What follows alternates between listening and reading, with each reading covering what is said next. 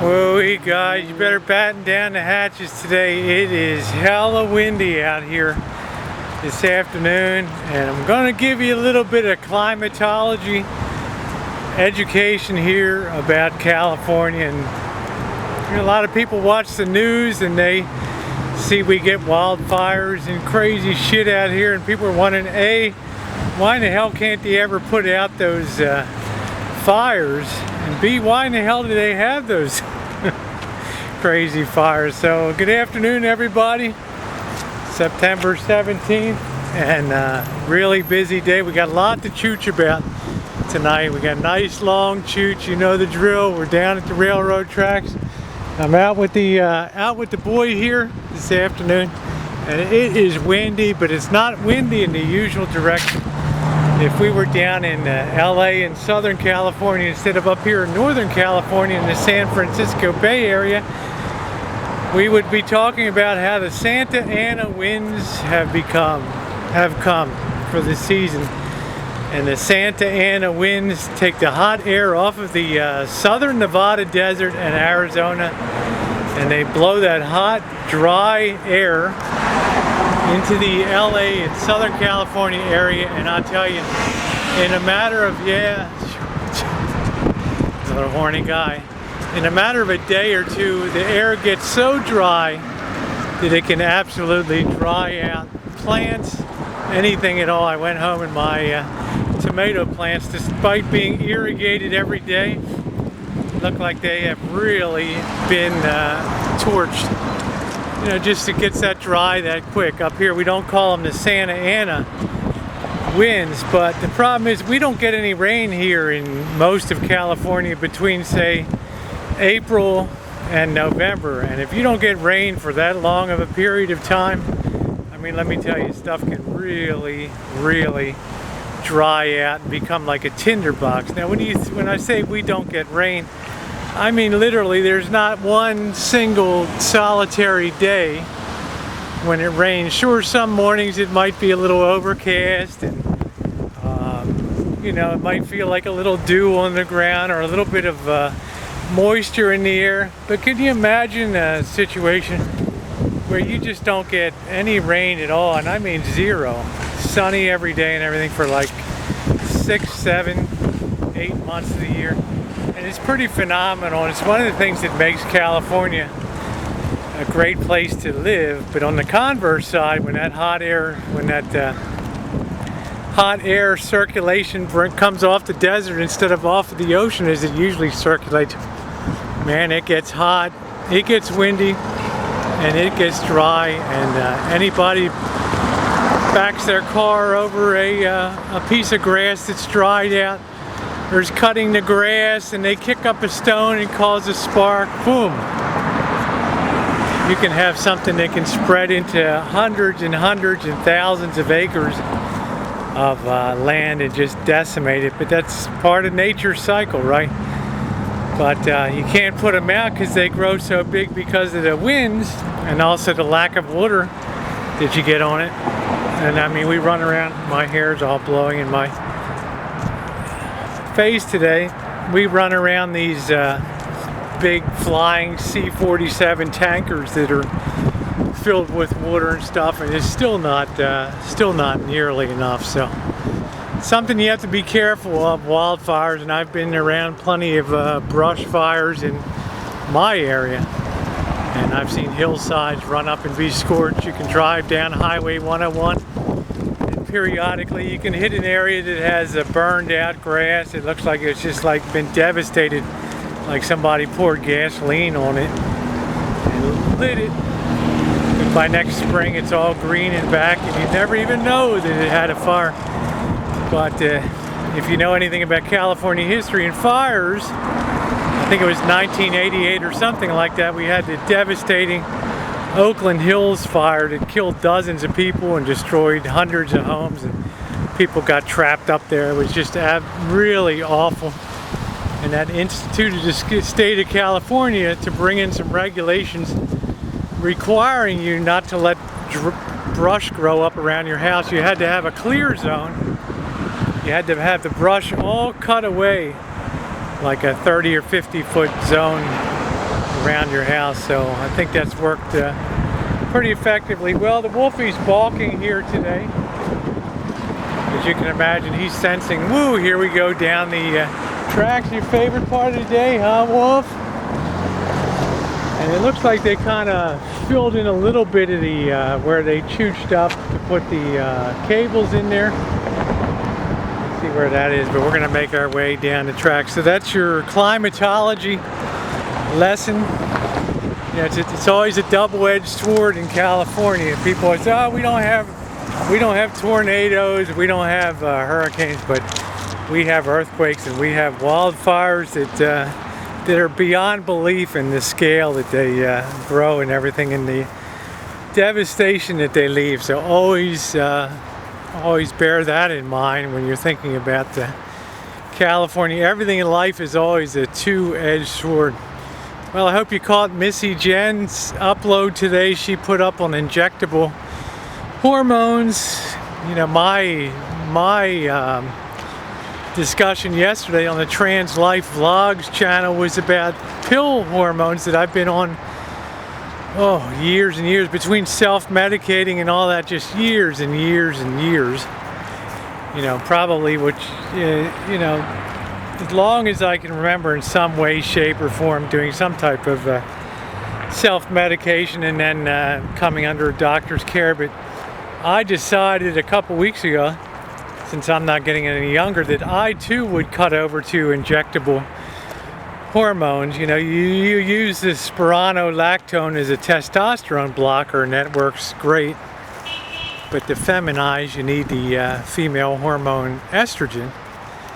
And you can take it by pill, patch, or injectables. Well, today I gave myself, got the first shot of the old injectables. I was watching Missy Jen's vid, followed right along, and she did a really great job of explaining the way you do it, and it worked good.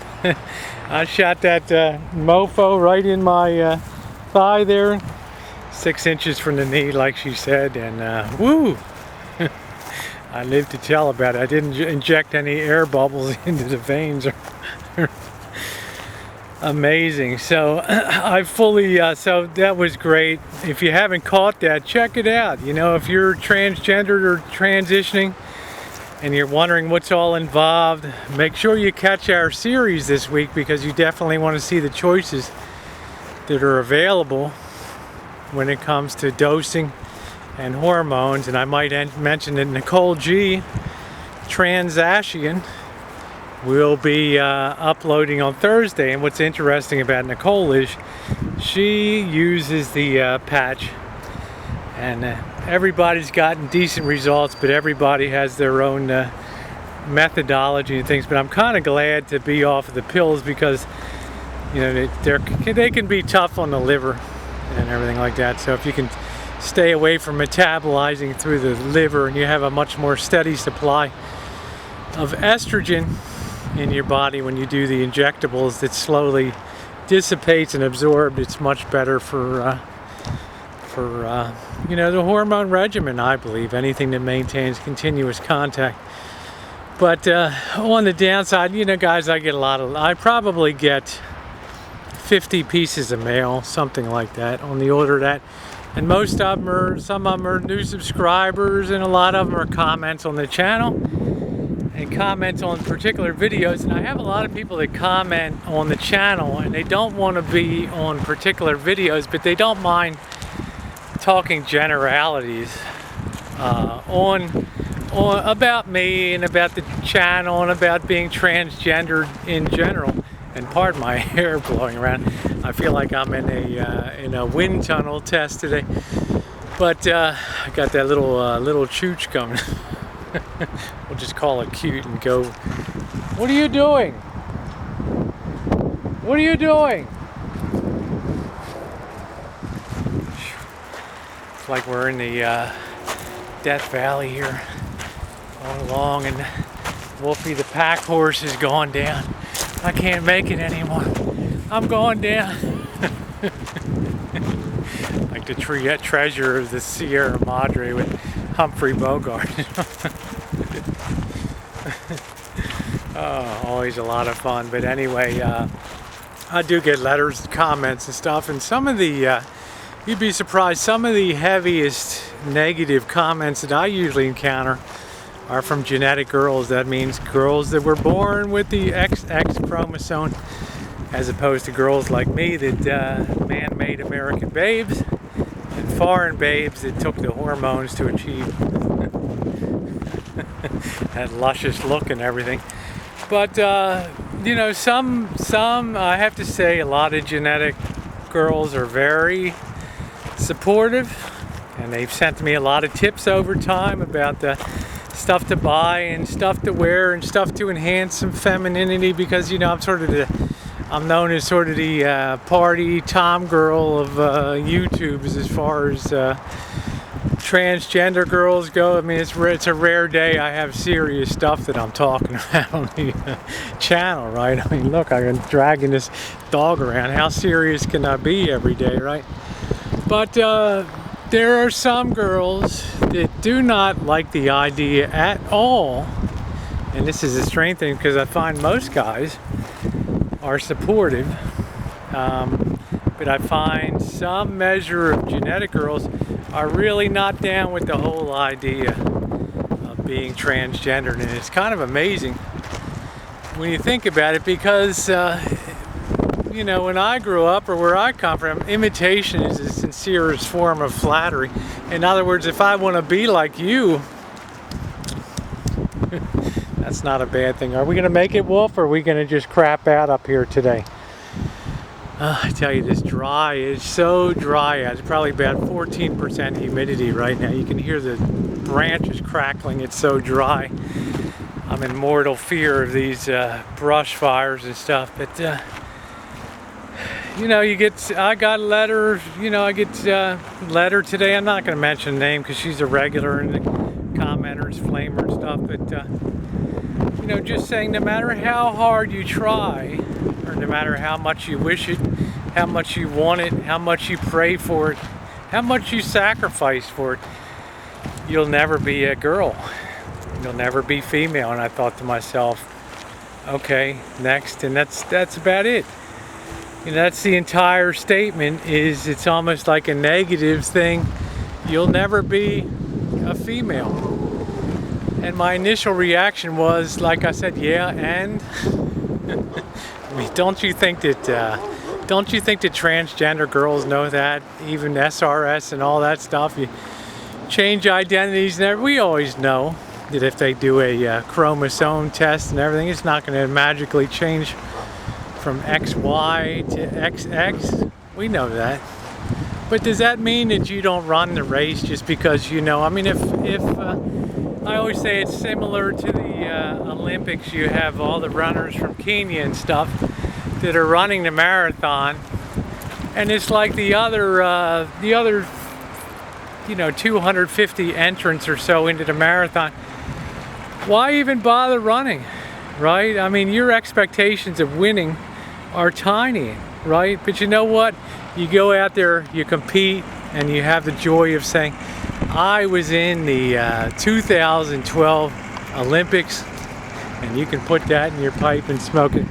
We do have a few working farms still around the area. There's some places that have really big pieces of property, and this time of year, these farmers, and this guy runs some walnut trees and things, these farmers work very hard to clear this brush, because if they know if a fire starts on their property, it can sweep across and get their home in a matter of minutes. So he's out here sort of clearing the land, cleaning up all the deadfall from the walnut trees. And he's a smart guy. But you know, I thought about, yeah, we know we're not going to ever be true women in the sense of chromosome women, but it's like the Olympics. Only one person is going to win the gold. Only 3 people are going to medal. But thousands and thousands of people participate in the Olympics, and they have a good time, and their dreams come true. And for all of us that are transitioning and have been on the transition train for so many years, and with so much the highs and lows of living full time as women out there, but knowing, or guys, and in my case, you know, drop them and check them, right? I'm still a guy, but you know, we still run the race, we still go out there, and we still compete, and we have the joy of coming as close as we can to being female, and that is always our goal. I don't know of any transgender girl, I hate to point at you guys, I don't point at myself, I don't know of any transgender girl that ever sits back and says to herself, you know what, I think I've done enough. That's it. You know, I'm not going to learn anything else about makeup. I'm not going to learn about any more styles, or, well, maybe I'm that girl that happens to be happy where she is, but we're always evolving and we're always moving forward. I've often compared it to a mathematical function where you have a chart of an X and Y axis, and you might have a function, a cubic function plotted on that chart, and it might approach the 0 line, and as long as you keep cutting it in half and half and half, you'll never really approach the 0 line, because there's always another half to split on there, and that's a lot of the way that transgenderism is. And transitioning, it's an asymptotic function that always moves you towards womanhood, but never quite gets you there. But I tell you, it's like the Olympics. It's being part of the race and running it with the crowd standing by and cheering, and the people occasionally throwing eggs at you and booing you. Those things create the lows and the highs that make the journey so cool. And it's a journey in life, and a lot of the sisters will bear me out on this, and everybody in general. It is a journey very, very, very, very few people ever make in life. When you think to yourself, you know, I'm going to change my gender and I'm going to live full-time as a female, you know, it's like, wow. I always say it's one of the biggest magic acts that you can pull off in the world. It rivals, you know, the best of them, the Houdinis, the Thurstons, and all of them, and it's in its glory and its outcome. But it's also a hell of a rough trip too. But not a single one of us would ever want to stop that run. So thanks for watching on this incredibly windy and dry Tuesday afternoon. Been a long chooch again from me and the boy. Enjoy your Tuesday night and go out and compliment a T-girl tonight. Okay, thanks for watching, guys.